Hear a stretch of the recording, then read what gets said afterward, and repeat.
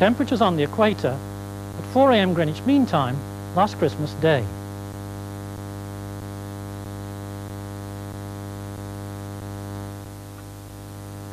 For example, here in the Seychelles it was 26 degrees Celsius.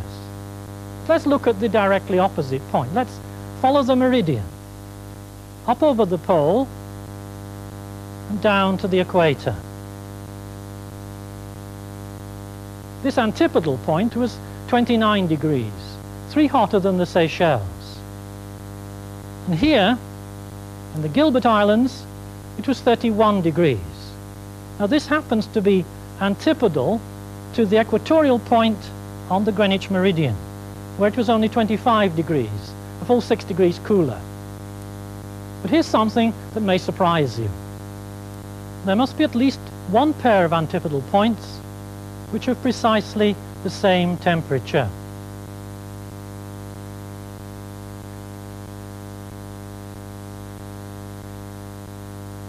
And it doesn't matter which moment in time you choose. If you take simultaneous temperature readings around the equator, then I claim that there's at least one position of these antipodal arrows where the temperature at the yellow point equals that at the red point. It's actually quite easy to prove. Just think of it this way. We're comparing the temperature at each point of the eastern hemisphere with that of its antipodal point in the western hemisphere. Well, suppose we start on the Greenwich meridian. Now the temperature there happened to be cooler than that at its antipodal point. Now suppose we move round a bit further. Will the temperature at this red point still be cooler than at the yellow antipodal point? And as I move on round, is it possible that the red temperature could remain cooler than the yellow one all the way around? Well, consider that question for yourself for a while. What do you think?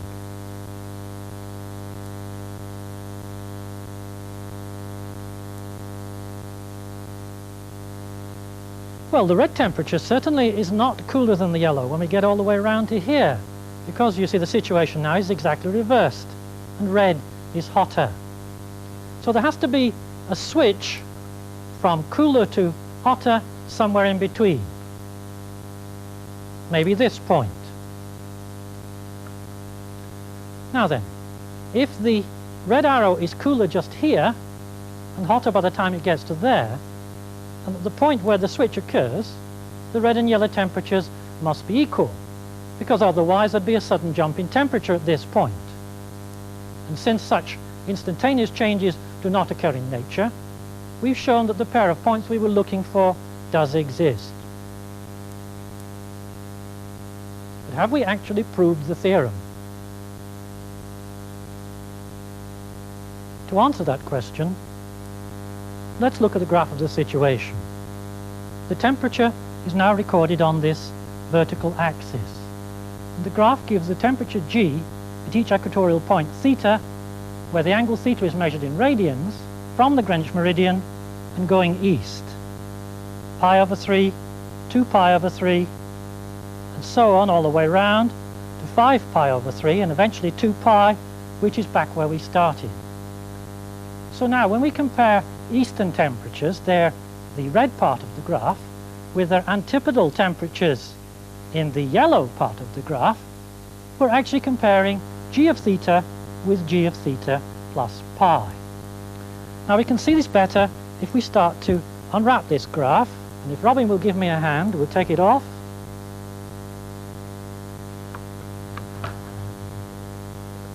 And we'll lay it down flat.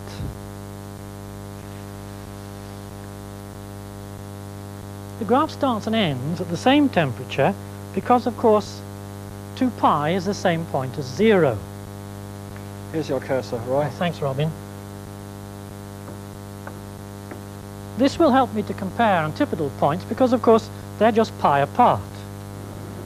To start with, the red temperature is lower than the antipodal yellow temperature, and as we move east it stays lower for a while By the time we get to pi, of course, the red temperature is higher than the yellow. So somewhere in between, since there aren't any sudden jumps in temperature, the red temperature and the yellow temperature must be equal. But that's only approximate. There is a way of finding exactly where they're equal. You just superimpose the western temperatures on the eastern temperatures. Just slide the yellow half of the graph until it lies exactly over the red half.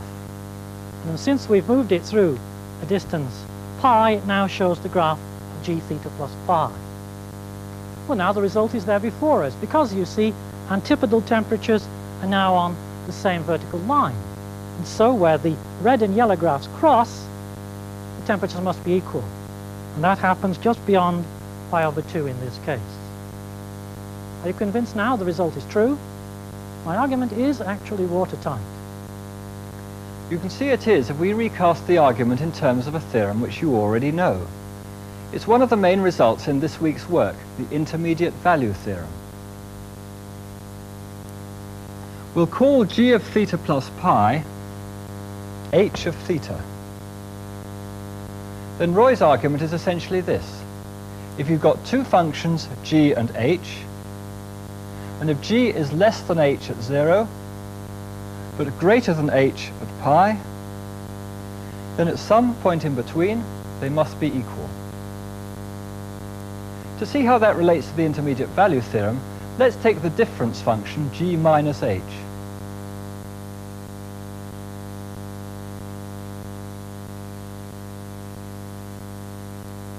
At Greenwich, the difference is negative.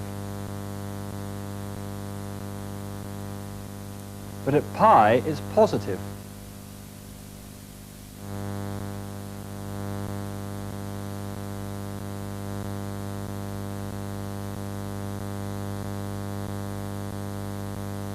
And Roy concluded that at some point in between, the difference must be 0. So Roy was using a special case of the intermediate value theorem. More generally, if a function f is continuous at all the points of a closed interval a, b, then for any intermediate value k between f of a and f of b, there's a point c inside the open interval such that f of c equals k.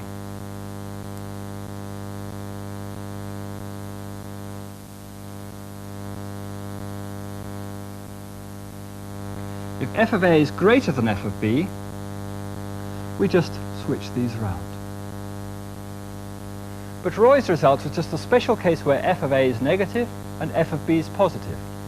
And he took k to be 0.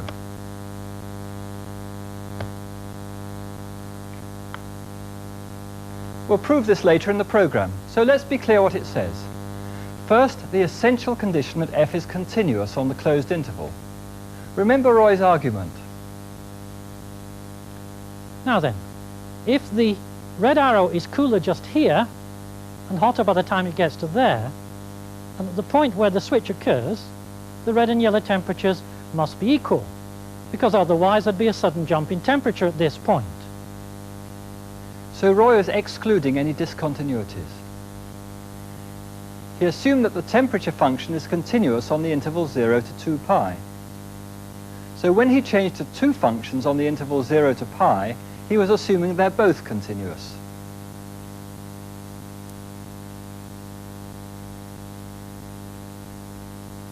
So their difference is continuous. Without this assumption of continuity, Roy's argument would not have been valid. In fact, it needs no more than a single point of discontinuity to wreck my result. With just one jump in temperature, I can easily construct a situation where the temperature at each point of the equator differs from that at every other point. And so my result most certainly couldn't then hold. Just imagine that the temperature on the Greenwich meridian was 30 degrees Celsius. As we move east then, the temperature reduces monotonically down to 20 degrees, pi over 3. And now comes the discontinuity. This couldn't happen in the real world, of course, but just suppose there were an instantaneous jump up to 50 degrees. But from there on, the temperature becomes well behaved once more and reduces monotonically all the way back down to 30 and on down to 20 at pi over 3. Then, as I said, each point has a different temperature to that at every other point, and so certainly there are no two antipodal points with the same temperature. To see this even more clearly, let's again look at the graph of the temperature function. As before, let's slide the western half of the graph over the eastern half. We can now directly compare the antipodal temperatures G and H. At 0, G is less than H. It remains so up to pi over 3, and then it switches to being greater than H. But now G is discontinuous, and so the graphs do not cross. G simply switches instantaneously from below H to above H. So if we look at the function G minus H, it has a discontinuity at pi over 3.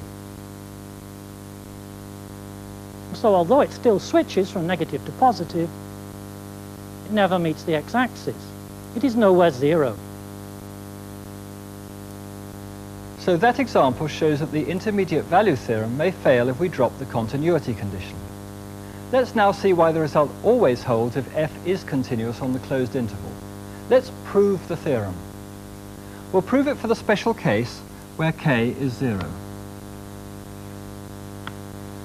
But the proof works for any k between the values f of a and f of b.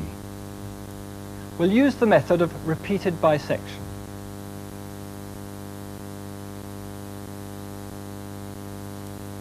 On the original interval ab, we know that f is negative at the left and positive at the right. What happens halfway in between? Let's call this point P. If f of p is 0, we're done. P is the point we're looking for. But if f of p is less than 0, we concentrate on the right-hand half interval, because this has the same property as the original interval, f negative at the left and positive at the right. Alternatively, if f of p is greater than 0, we concentrate on the left-hand half interval, because this now has f negative at the left and positive at the right. So whichever case arises, we get a smaller interval with the same property, and it's half the length of the original interval. Now let's bisect this smaller interval.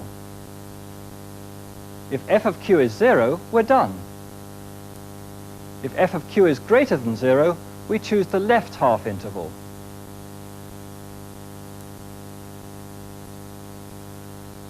And if f of q is less than 0, we choose the right half interval.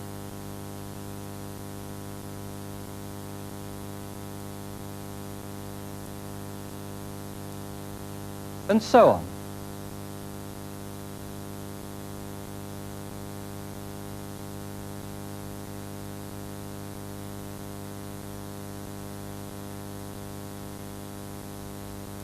Now what's all this repeated bisection leading to?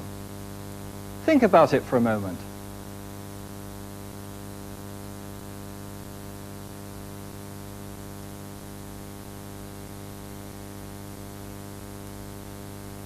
Let's first rename the endpoints, so that the first interval, AB, now has endpoints A0, B0.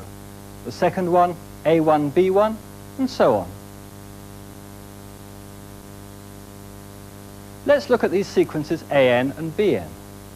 The ANs are an increasing sequence, and it's bounded above by the number B0. So by the monotone convergence theorem, AN converges to some number C.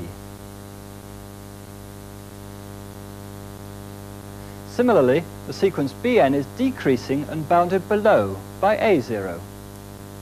So it also converges. In fact, it converges to the same limit C. Why is that? Well, we arranged the lengths of the intervals to go to 0. So the difference between the two sequences is a null sequence. So they do have the same limit C. And in fact, C is the point we're looking for. We can prove that f takes the value 0 at C.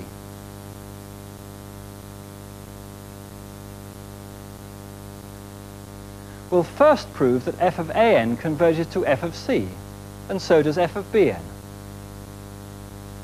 This is where we use the fact that f is continuous at every point of the interval ab. So the convergence of an to c implies the convergence of f of an to f of c. And similarly for bn.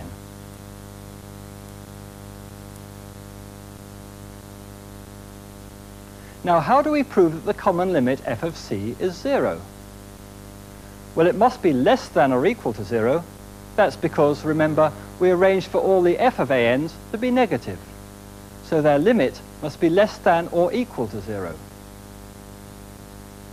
But we also arranged for all the f of bn's to be positive. So this makes f of c greater than or equal to 0. And that does it. Since f of c satisfies both these inequalities, the only value it can take is 0.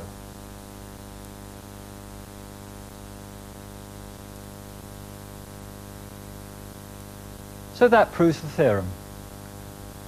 And our proof works equally well for the general case. We'll use it later to prove some other surprising results, like those globe temperatures. But first, since the proof was rather long, let me recap the two main arguments. First, the use of the continuity condition. Continuity ensures that an converging to c implies f of an converges to f of c. And similarly for f of bn. If there were a discontinuity at c, these implications couldn't both be true. For instance, in that counterexample of Roy's, repeated bisection would give you pi over 3 as the point c. But this result doesn't hold. bn converges from the right to pi over 3, so f of bn converges to a value which is not equal to f of c. But when we do have a continuous function, then both results hold and we can use them to complete our proof.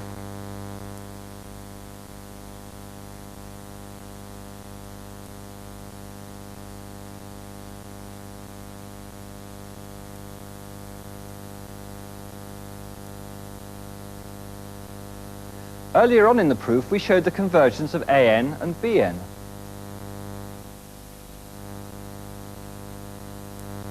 So the monotone convergence theorem establishes the existence in the reals of the limit point c.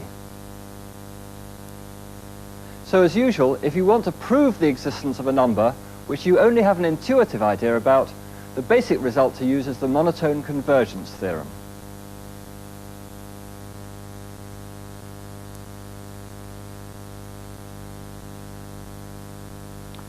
Isn't it always the case?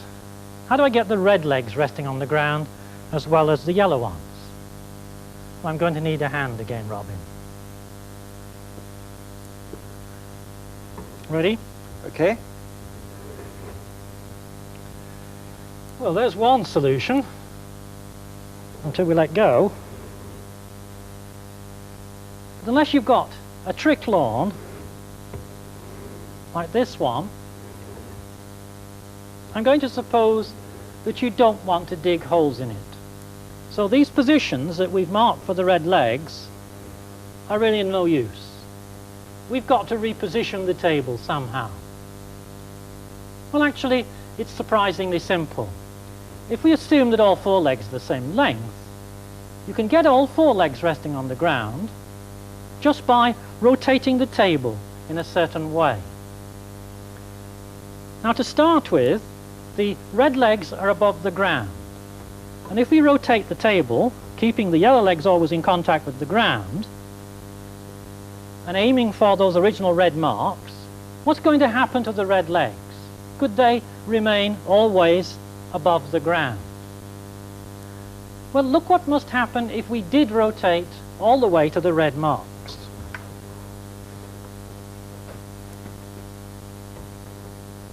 Now you see, if we insist that the yellow legs should remain on the ground,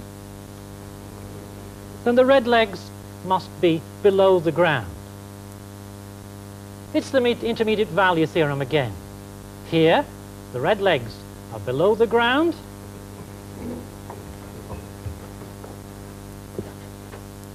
back at the starting position, they were above the ground.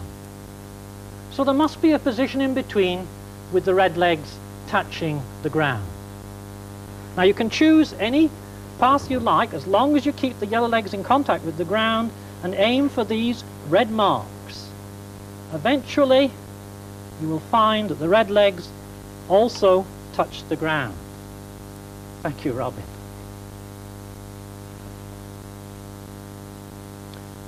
Now this will work on any uneven ground, provided that there's no discontinuous change in ground level. So don't try it on a staircase. Here's another intermediate value problem. Pancakes.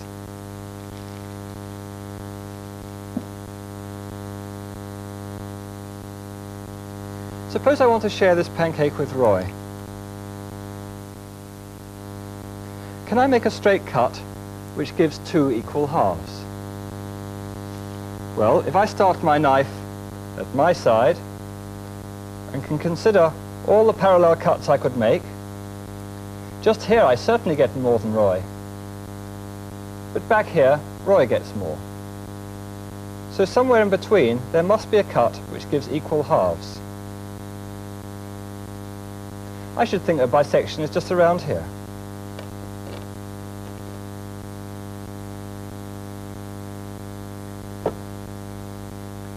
Well, that's a nice easy application of the intermediate value theorem. It is a bit too easy for my liking. Robin's given me a fair share of the pancake, but he ends up with far more sugar than I do. Well, I can soon put that right. I can use the intermediate value theorem again to prove there's at least one bisection which gives me equal sugar at the same time as equal pancake. The point is, you can start the knife in any orientation before you move it across to bisect the pancake. So consider all possible bisection orientations. In the first bisection, my half pancake on the red side has less sugar than Robin's. But now rotate the knife continuously through all its bisection positions. After rotation of pi, the situation is reversed. The red half now gets more sugar than the yellow. So, somewhere in between, there's an orientation which gives the 2 halves of the pancake the same amount of sugar. The intermediate value theorem triumphs again. Finally, we can extend that idea into 3 dimensions. A knife will cut this Scotch egg into 2 halves, so that they both have the same amount of yolk and the same amount of white, and even the same amount of sausage meat covering. In fact, I'm not going to prove that. Try proving it for yourself after the program. It needs 3 applications of the intermediate value theorem.